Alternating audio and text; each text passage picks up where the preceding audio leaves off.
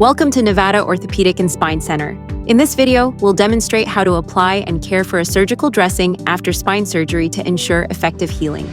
Start by washing your hands thoroughly with soap and water.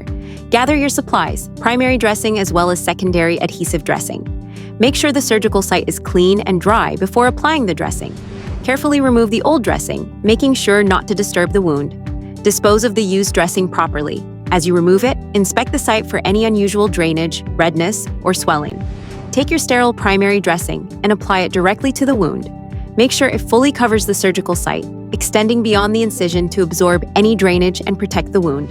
Now apply the secondary dressing over the primary dressing.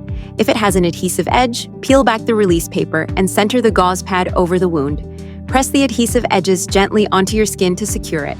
Once the dressing is applied, check that it fits comfortably and securely. The dressing should stay in place without restricting circulation. Change the dressing as instructed, typically every 24 hours, and monitor the site for any signs of infection. Proper dressing care ensures a smooth recovery after spine surgery. Follow these steps, and remember, Nevada Orthopedic and Spine Center is always here to support your recovery.